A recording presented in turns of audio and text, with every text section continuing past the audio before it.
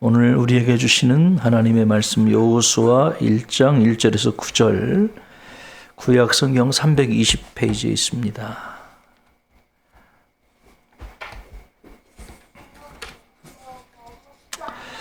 찾으신 줄로 알고 저와 여러분이 한 절씩 교독하고 마지막 절은 합독하겠습니다.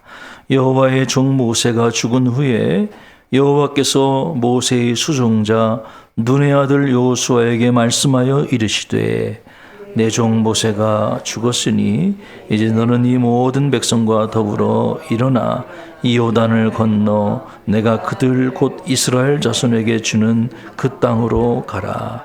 내가 모세에게 말한 바와 같이 너희 발바닥으로 밟는 곳은 모두 내가 너희에게 주었노니 곧 광야와 이 레바논에서부터 큰 강 곧 유브라데 강까지 해쪽 속에 온 땅과 또 해지는 쪽 대해까지 너희의 영토가 되리라. 내 평생에 너를 등이 대적할 자가 없으리니 내가 모세와 함께 있었던 것 같이 너와 함께 있을 것임이니라. 내가 너를 떠나지 아니하며 버리지 아니하리니 강하고 담대하라. 너는 내가 그들의 조상에게 맹세하여 그들에게 주리라 한 땅을 이 백성에게 차지하게 하리라. 오직 강하고 극히 담대하여 나의 종 모세가 내게 명령한 그 율법을 다 지켜 행하고 우로나 좌로나 치우치지 말라. 그리하면 어디로 가든지 형통하리니 이 율법책을 내 입에서 떠나지 말게 하며 주야로 그것을 묵상하여 그 안에 기록된 대로 다 지켜 행하라. 그리하면 내 길이 평탄하게 될 것이며 내가 형통하리라. 9절 같이 읽겠습니다. 내가 내게 명령한 것이 아니냐. 강하고 담대하라. 두려워하지 말며 놀라지 말라. 내가 어디로 가든지 내 하나님 여호와가 너와 함께 하느니라 하시니라. 아멘. 저는 오늘부터 여호수아서를 여러분하고 연속해서 설교할 계획을 가지고 있습니다. 여호수아 1장을 보면 새로운 시대가 도래했다는 것을 우리가 알게 됩니다. 지금까지 이스라엘 백성들을 이끌었던 모세는 이제 죽었고 그의 수종자였던 여호수아가 그의 뒤를 이어 이스라엘의 지도자로 세워지게 됐습니다. 여러분, 과연 여호수아를 세우신 분은 누구실까요? 여호수아를 지도자로 세우신 분은 누구십니까? 하나님이십니다. 하나님이 그를 지도자로 세워주셨습니다. 이미 하나님은 예전에 젊은 여호수아를 이스라엘의 지도자로 세워주셨죠. 민수기 27장에 보면 하나님께서 모세에게 나타나셔서 이제 내가 이 세상을 떠날 날이 얼마 남지 않았다라고 그의 죽음을 예견하십니다. 그러자 모세가 하나님께 하나님 제가 죽거들랑 저 백성들을 인도할 후계자를 하나님께서 세워주십시오라고 요청을 하게 됩니다. 그러자 하나님께서는 여호수아를 데려다가 그에게 안수해서 너를 대신해서 이스라엘 백성들을 이끌 지도자로 삼으라고 명령을 내리시죠. 그 말씀대로 모세는 젊은 지도자 여호수아에게 안수하여 이스라엘 백성들을 이끌 지도자로 세웠습니다. 그리고 모세는 이제 모압 평지를 떠나서 느보산 정상에 올라서 앞으로 그들이 가게 될 하나님이 약속하신 가나안 땅을 바라보게 되지요. 그리고 어디론가 사라져서 마지막 생을 마치게 됩니다. 모세의 시신은 이스라엘 백성들이 찾지 못했어요. 모세가 죽고 젊은 후계자 여호수아가 세워졌다는 게 어떤 의미가 있을까요? 단지 지도자만 바뀌었다는 의미를 떠나서 새로운 시대가 개막되었다는 것을 우리에게 알려주고 있습니다. 지금까지 모세는 광야에서 이스라엘 백성들을 이끌었어요. 그는 애굽에 있던 이스라엘 백성들을 하나님의 뜻에 따라 애굽을 떠나 이 홍해를 건너 광야로 이끈 그러한 위대한 인물이었습니다. 그러나 이제 세워지는 새로운 지도자 여호수아는 광야 생활을 마감하고 가나안 정복 전쟁을 통해 이스라엘 백성들을 가나안으로 이끌어야 될 새로운 사명을 부여받게 된 것입니다. 뿐만 아니라 그 땅을 정복한 후에는 그 땅을 각 지파들에게 골고루 분배하는 사명도 받게 된 겁니다. 그래서 이 여호수아서의 두 가지 중요한 주제는 땅의 정복과 땅의 분배라고 하는 거예요. 그것을 통해서 그들에게 안식을 누리게 한다. 이것이 여호수아에게 주어진 중요한 과제요 사명이 된 것입니다. 모세의 사명이 다르고 여호수아의 사명이 달랐던 거지요. 모세에게 주어진 하나님의 사명은 그들을 애굽에서 나와서 광야로 이끄는 것이었다면 여호수아에게 주어진 사명은 광야에 있던 출애굽 2세대들을 가나안의 정복 전쟁, 땅 분배를 통해서 그들이 안식을 누리도록 이끌었던 것이 여호수아에게 주어진 새로운 사명이었다고 하는 것입니다. 지도자가 바뀌었어요. 뿐만 아니라 장소도 바뀌었습니다. 그리고 사명도 바뀌었습니다. 시대가 새로운 시대로 바뀌게 된 거예요. 그러나 여전히 그들을 구원하시고 인도하신 사랑의 하나님은 변함이 없습니다. 이스라엘만 바뀌는 게 아니라 오늘 지금 우리가 살아가는 이 세대도 급변하고 있습니다. 아이들이 점점 자라나면서 아이들만 자라나는 게 아니라 우리도 한 살 한 살 나이가 먹어갑니다. 노안이 찾아오고 머리가 휘어지고 기억력이 감소가 되고 그리고 모든 일에 매사에 예전처럼 자신감을 갖지 못하는 경우가 많아요. 직장생활 하시는 분들은 젊은 후배들이 이렇게 새로 차고 넘치면서 점점 업무에 부담감을 느끼고 적응력이 현저히 떨어지는 어쩔 수 없는 신체적인 인지적인 변화를 경험하게 됩니다. 이게 현실이에요. 어떤 분이 라디오에 들으니까 그런 얘기 하더라고요. 20대, 30대, 20대 때는 준비하고 30대, 40대 때는 열심히 달려갔는데 50대가 되니까 잘 견뎌야 되더라. 버텨야 되더라.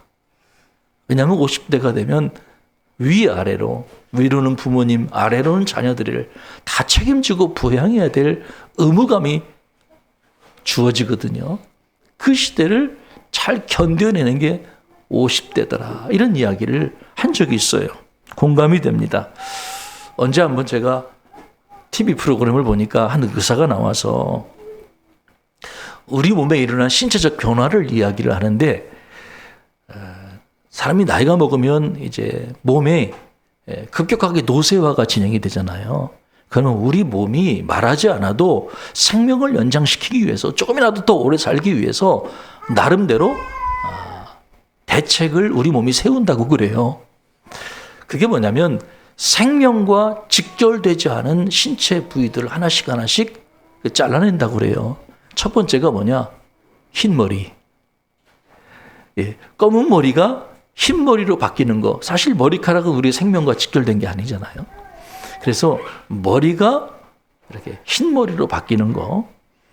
그 다음 나타나는 게 손톱, 발톱이 변형이 된다고 하는 거예요. 사실 이런 것들은 우리의 생명과는 직결된 것들이 아니기 때문에 알아서 변화가 되고 이렇게 노쇠화가 되어진다고 하는 거예요.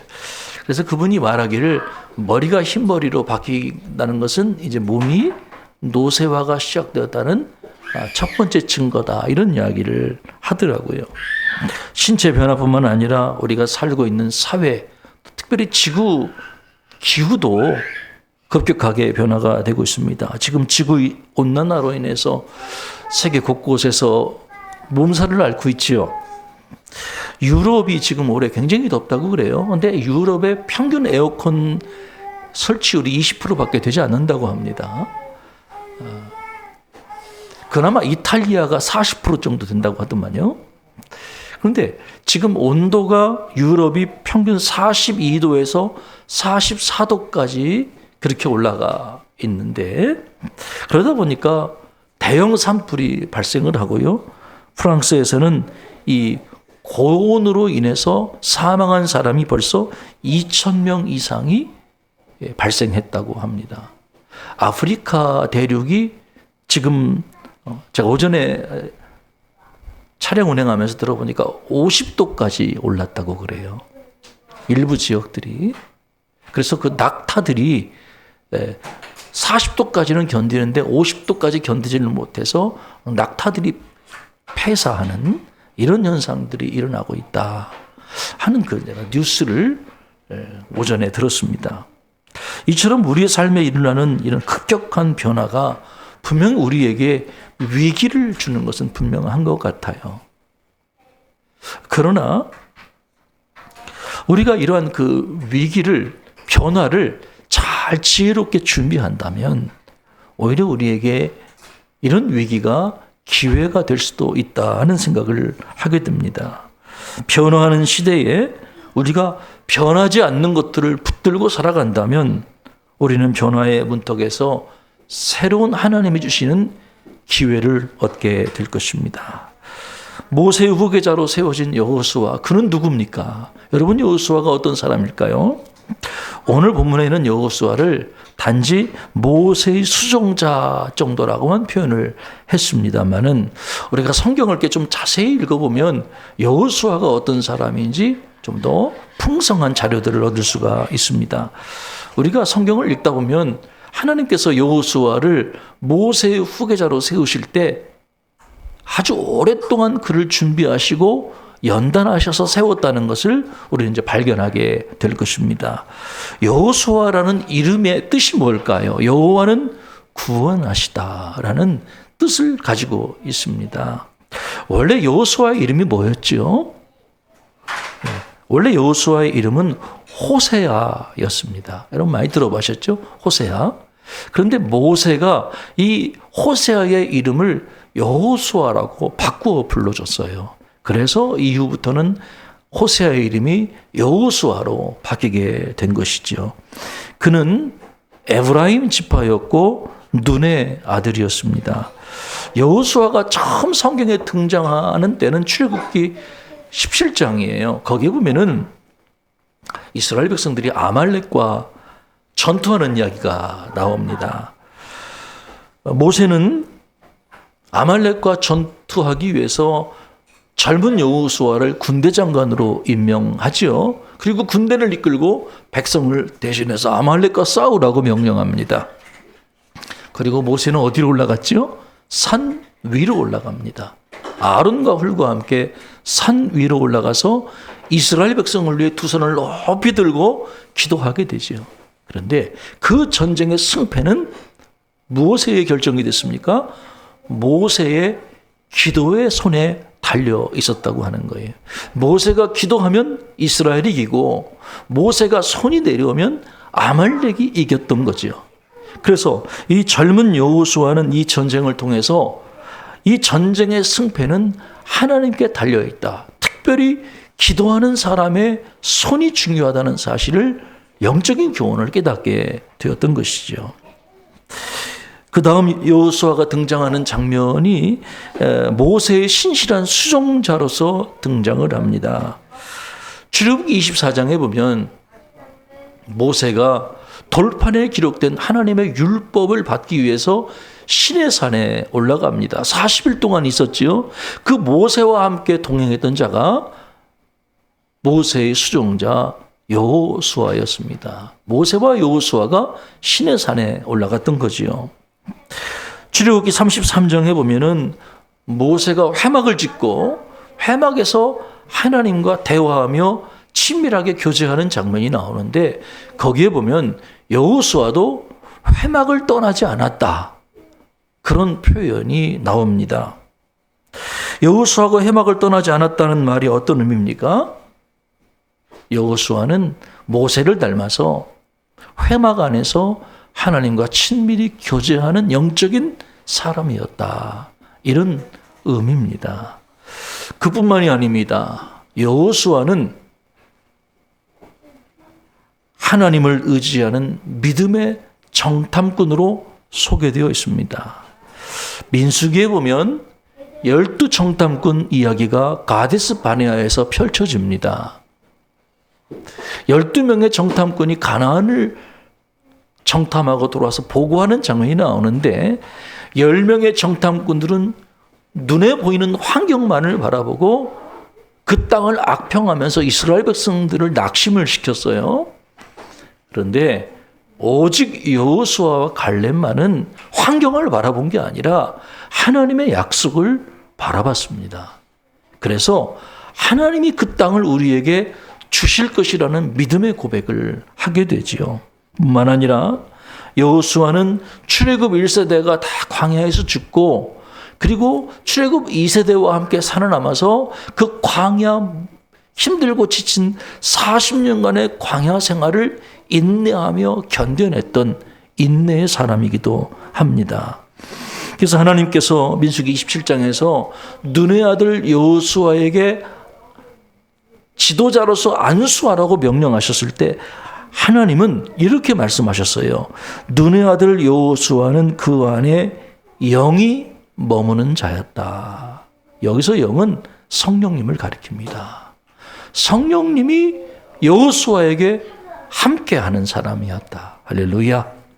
성령 충만한 사람, 그 안에 하나님의 영이 머무는 사람, 용감하고 지혜롭고 경험이 많을 뿐만 아니라 그 안에 하나님의 영이 여호수아 안에 머물러 있었다고 하는 것입니다. 하나님은 이처럼 오랜 시간 영적으로 육적으로 여호수아를 연단하시고, 그리고 훌륭한 지도자 모세의 밑에서 그를 수종하며 실제적인 것들을 배우면서 하나님의 때를 준비하고 있었던 것입니다. 혹시 지금 여러분이 광야와 같은 연단의 과정을 겪고 계십니까? 여러분, 이 여호수아의 말씀을 잘 기억하고 소망을 갖기를 바랍니다. 하나님께서 여러분을 잘 연단하셔서 훗날 하나님이 허락하실 때 아름답게 존귀하게 사용하실 겁니다. 그러한 소망으로 인내로 준비하는 여러분 되기 바랍니다.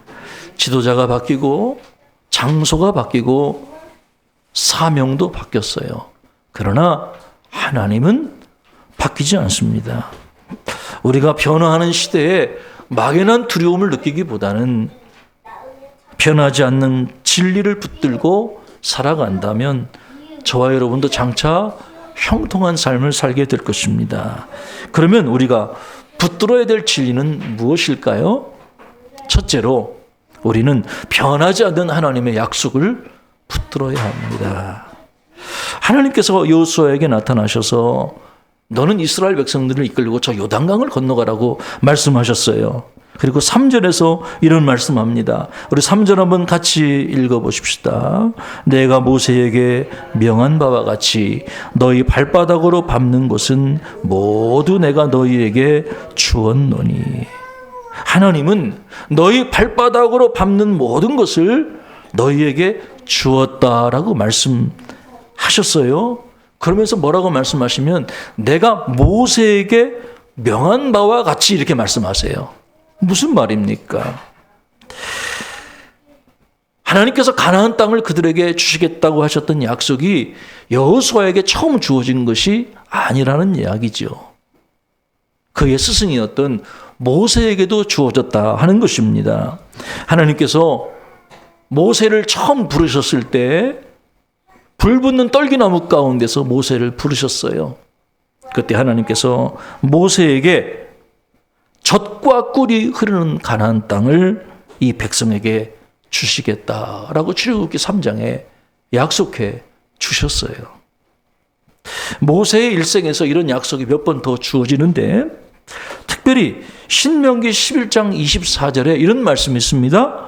너희의 발바닥으로 밟는 곳은 다 너희의 소유가 되리라. 발바닥 이야기가 나옵니다. 발바닥으로 밟는 것은 다 너희에게 주겠다는 말씀이 모세에게도 주어졌던 말씀이었다고 하는 거예요. 여호수아에게만 주어진 말씀이 아니라 그의 스승이었던 모세에게 동일한 약속의 말씀이었다고 하는 것입니다. 그뿐만이 아니에요. 하나님은 여호수아에게 주셨던 약속을 그의 스승 모세에게 주셨을 뿐만 아니라 그 민족의 조상이었던 아브라함에게도 주셨던 약속이었다고 하는 거예요.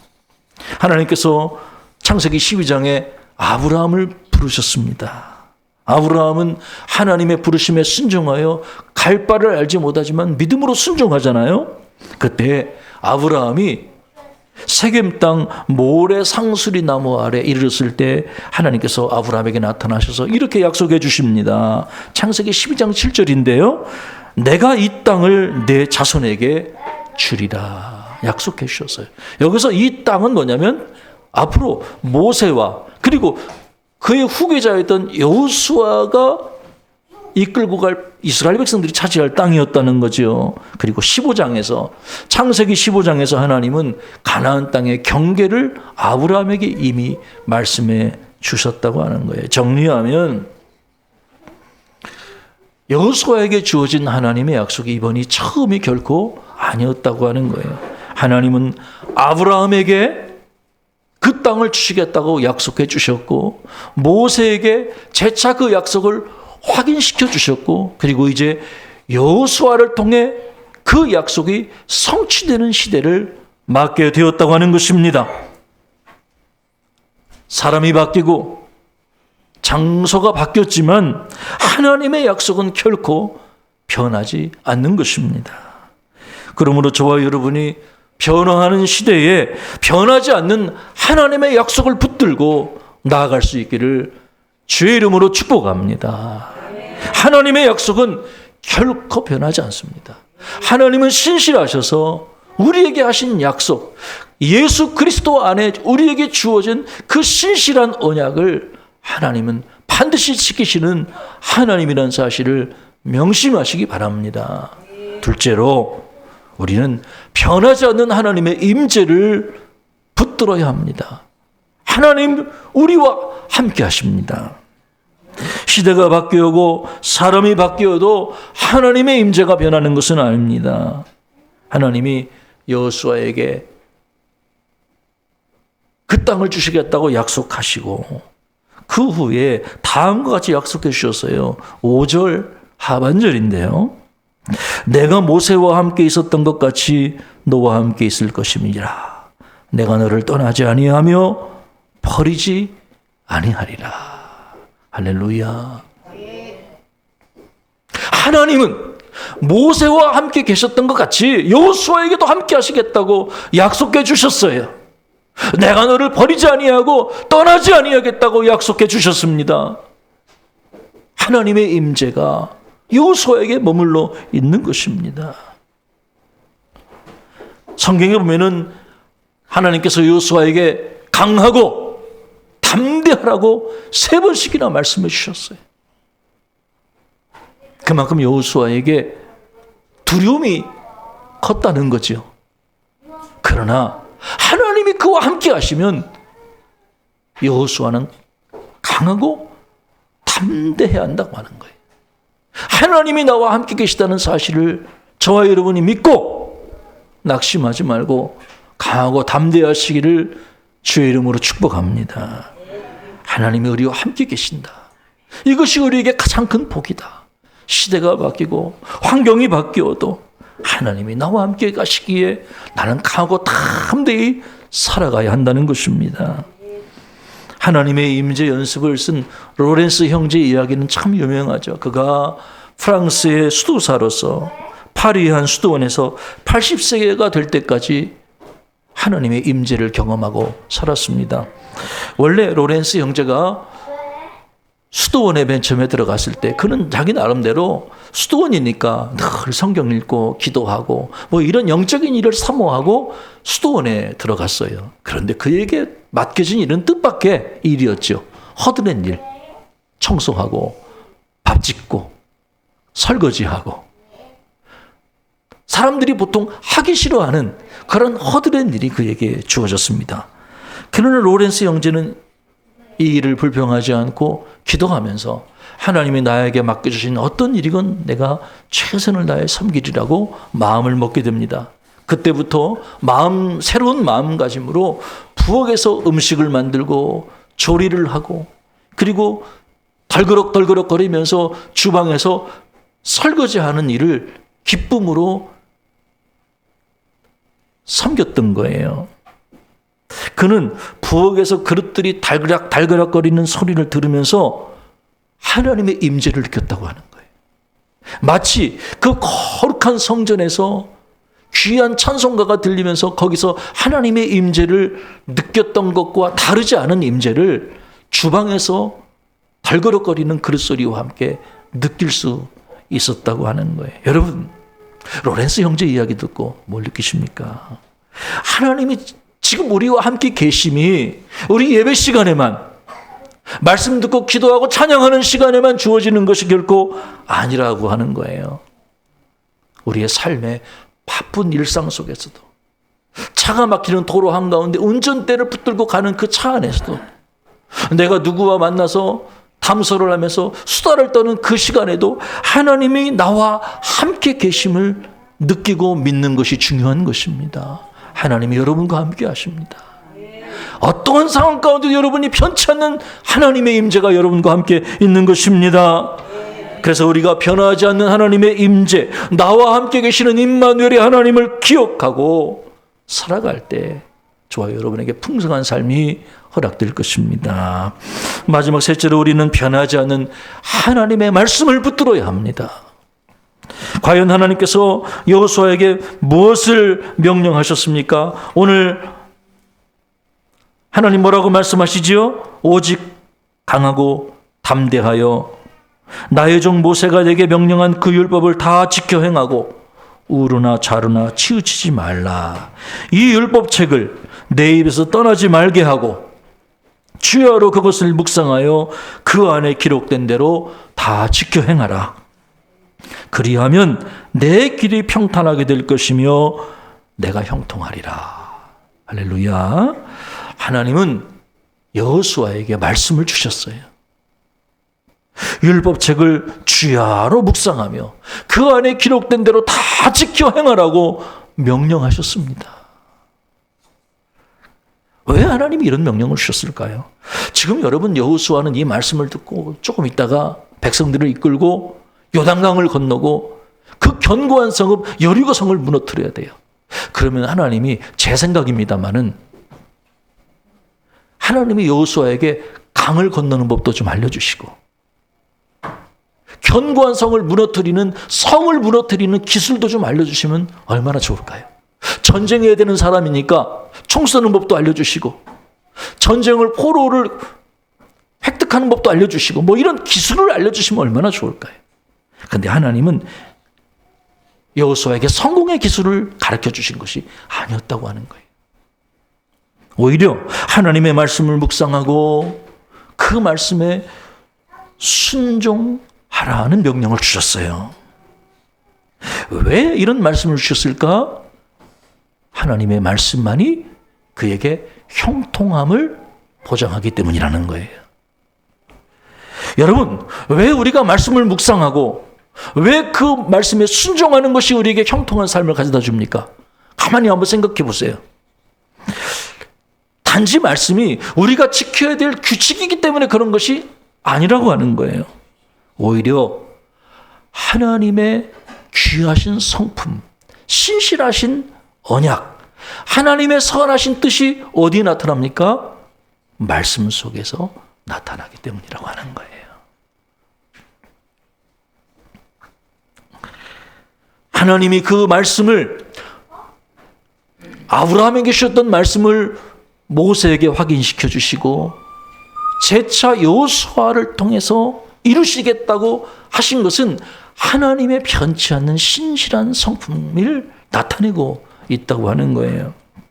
그래서 하나님은 여호수아가 강을 건너는 기술, 성을 무너뜨리는 기술, 이런 기술을 가르쳐 준 게 아니라, 전략을 가르쳐 준 게 아니라 하나님의 말씀에 순종할 것을 요구하신 거예요. 여러분, 전략은 상황에 따라 바뀌지만 변치 않는 하나님의 말씀은 상황을 초월한 말씀인 줄로 믿습니다. 우리가 성경을 묵상할 때 하나님의 성품을 알 수 있는 거예요. 하나님의 신실하심을 알 수가 있는 거예요. 그래서 성경은 우리에게 성공하라고 주신 성공 처세술책이 아니라 성경을 통해 하나님의 신실한 언약을 붙들고 하나님이 나를 얼마나 사랑하시는지 하나님을 알 수 있도록 인도하는 책이 성경인 거예요. 그래서 우리는 묵상을 통해 하나님을 알아갈 때 우리의 인격이 변하고 삶이 변해서 하나님이 주시는 참된 형통을 누릴 수가 있는 것입니다. 사랑하는 여러분, 말씀 묵상하세요. 말씀 묵상하세요. 그리고 그 말씀에 순종하기 위해 노력하십시오. 그러면 고난 가운데도 형통한 삶을 누리게 될 것입니다. 혹시 여러분 연날리기 해보셨어요? 제가 어렸을 때 시골에 살았는데 연날리기를 꽤 잘했거든요. 연도 직접 만들어서 저 다리 바람 많이 부는 날 큰 다리에 서서 친구들과 함께 연 날리기도 많이 하고 개구쟁이 짓 하느라고 연 줄 끊어 먹기도 자주 했거든요. 근데 여러분, 이 연이요, 바람이 세게 부는 날, 바람이 정말 세게 부는 날 그렇게 올라가다가 갑자기 생각지도 않게 툭 떨어질 때가 있어요, 밑으로. 근데 그 연이 툭 떨어진다고 해서 아예 떨어지는 게 아니라 어느 정도 떨어진다가는 다시 하늘로 기류를 타고 다시 솟구쳐 올라가거든요. 그러니까 연이라고 하는 것은 계속 오르는 게 아니라 올라갔다 내려갔다 올라갔다 내려갔다 막 흔들리다가 내려갔다 올라가, 이걸 반복하는 게 연날리기 기술이에요. 그러면 연이 땅바닥에 떨어지지 않고 어떻게 다시 하늘로 올라갈 수 있는가? 그 비결은 뭘까요? 아주 단순한 데 있어요. 연을 붙들고 있는 줄 때문에 그래요. 땅에서 연 날리기 할 때는 긴 줄로 연의 중심을 딱 잡고 붙들고 있거든요, 제가. 그래서 이렇게 연 날리기를 할 때는 연 줄로 잡아당기기도 하고 때로는 확 풀어주기도 해요. 예전에 보면 여러분 연 날리기 하시는 분들 보시면 이렇게 어떻게 되겠습니까? 연줄을 그냥 묶는 게 아니라 이렇게 막 돌리고 감할 수 있는 뭐 낚시 그것처럼 그런 기구가 있거든요. 거기다가 줄을 묶어가지고 바람이 세게 불면 확 놔주고 바람이 약하면 어떡하죠? 또 막 잡아당기고. 그래서 팽팽하게 연줄을 붙드는 게 이게 기술이고 관건이거든요. 땅과 하늘을 연결하는 이 연줄이 그 팽팽한 긴장감을 항상 유지할 때 연은 떨어질 것 같지만 다시 오르고 더 높이 올라갈 수가 있다고 하는 겁니다. 이건 연날리기를 해본 사람들이 알아요. 연줄은 연의 자유를 빼앗는 올가미가 아니라는 거예요. 오히려 흔들리는 연의 중심을 탁 잡아주고 항상 연이 팽팽한 긴장을 유지할 수 있도록 잡았다 당겼다 하는 것이 그 연줄이라고 하는 겁니다. 하나님의 말씀도 이와 같다는 생각을 하게 되지요. 우리가 인생 살다 보면 막 흔들립니다. 주님이 우로나 좌로나 치우치지 말라고 말씀하셨는데 우리가 살다 보면 우로나 좌로나 막 이렇게 흔들리고 치우칠 때가 있어요. 그때마다 하나님의 말씀이 나의 삶의 중심을 탁 붙들고 있으면 하나님이 저를 끌었다 당겼다 하면서 저의 중심을 잘 잡아주시고 그리고 다시 기회를 주셔서 떨어지는 연이 하늘로 올라가듯이 올라가는 인생으로 말씀을 통해 저를 이끌어 주시는 것을 경험하게 됩니다. 말씀을 맺고 싶어요. 세상이 변합니다. 시대가 변합니다. 사람도 변하고, 어떤 분이 그러더라고요. 인간관계에는 유통기한이 있는 것 같다. 그런 얘기를 하시더라고요. 맞는 것 같아요. 예전에 아무리 친했던 친구도 어느 정도 시간이 지나고 나면 그 인간관계에 유효기간이 있어요. 평생 친한 게 아니에요. 어느 정도 지나고 나면 잊혀지는 존재도 제 주변에도 많이 있습니다. 20대 때 그렇게 친했던 친구인데 지금 연락 안 하고 지낸 지 한참 되는 친구도 있고요. 그러니까 모든 게 사실은 바뀌는 거예요. 시대가 바뀌고 주변 친구도 바뀌고. 그러나 영원히 변하지 않는 하나님, 특히 그분의 약속, 그분의 임재, 그분의 말씀은 변하지 않으십니다. 우리가 그 하나님의 약속, 말씀, 임재를 붙들고 변하지 않는 것들을 붙들고 바라보며 나아간다면 하나님께서 우리의 길을 평안 가운데 인도해 주시고 형통한 길로 인도해 주실 것입니다. 이 한 주간 하나님의 약속을 붙들고 끝까지 승리하는 여러분 되시기를 바랍니다. 내가 내게 명령한 것이 아니냐. 강하고 담대하라. 두려워하지 말며 놀라지 말라. 내가 어디로 가든지 내 하나님 여호와가 너와 함께 하느니라. 아멘. 기도하십시다. 거룩하시고 자비로우신 아버지 하나님, 은혜와 사랑을 감사합니다. 오늘 우리에게 귀한 말씀 주셔서 흔들리고 요동치는 우리의 삶 가운데 진정 변하지 않는 하나님의 약속을 붙들고 나아갈 수 있도록 격려해 주신 것 감사합니다. 강하고 담대하라. 두려워하지 말라. 오르나 자르나 치우치지 말라. 내가 너와 함께함이니라 약속해 주신 하나님의 약속을 붙들고 늘 말씀을 묵상하고 순종하는 삶을 살아가게 하옵소서. 이번 한 주도 형통한 삶을 살아갈 수 있는 은혜를 베풀어 주옵소서. 예수 그리스도의 이름으로 감사하며 기도하옵나이다. 아멘.